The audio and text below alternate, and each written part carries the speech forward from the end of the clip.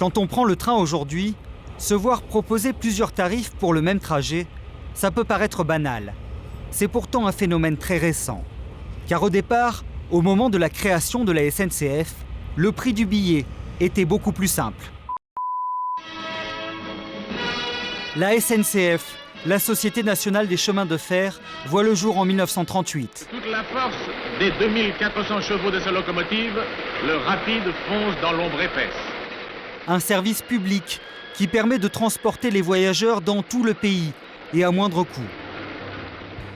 À l'époque, sur chaque trajet, c'est un tarif unique, calculé au kilomètre.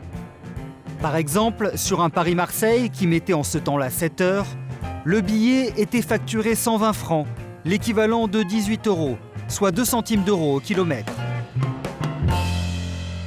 Des tarifs très avantageux pour l'usager, mais qui ne permettent pas à l'entreprise publique de rentrer dans ses frais.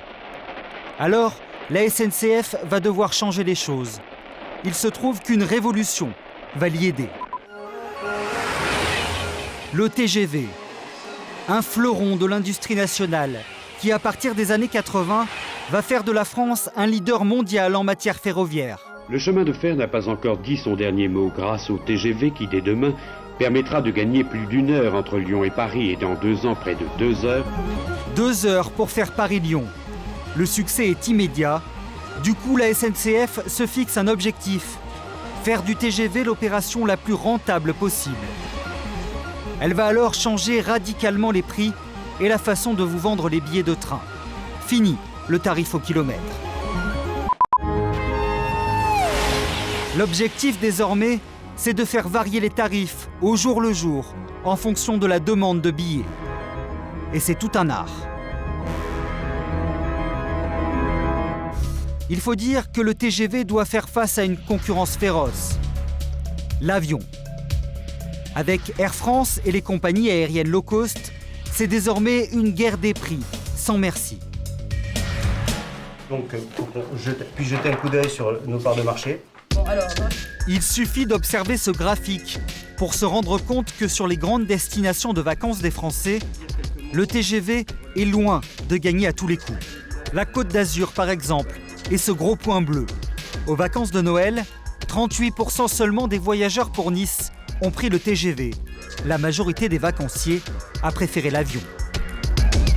Globalement, donc nous avons sur la Côte d'Azur, il est clair que notre temps de parcours à plus de 5h30 est une difficulté. Voilà. Et il y a un autre chiffre qui préoccupe Olivier. La liaison TGV qui rapporte le plus à la SNCF, Paris-Marseille. Certes, 75% des voyageurs ont pris le TGV plutôt que l'avion. Mais c'est encore insuffisant. C'est sur Marseille qu'on se doit presque d'être la première zone où on doit être à 100% de taux d'occupation. Voilà. Donc effectivement, aujourd'hui je suis à 75, je vais chercher 77. Pour moi, je suis dans l'augmentation, le remplissage permanent de mes trains et d'aller toujours plus loin dans le remplissage. Prendre des clients à l'avion pour remplir au maximum les trains, c'est une obsession pour la SNCF. Car à moins de 70% de remplissage, le TGV n'est pas rentable. Il faut dire qu'un TGV qui roule à 300 km/h, cela coûte très cher à faire fonctionner.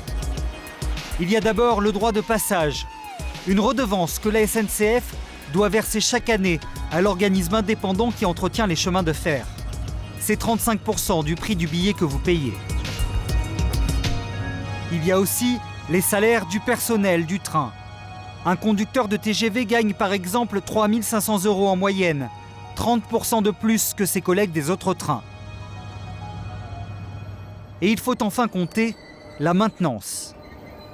Les 800 TGV que vous empruntez passent tous au garage, au moins une fois par semaine.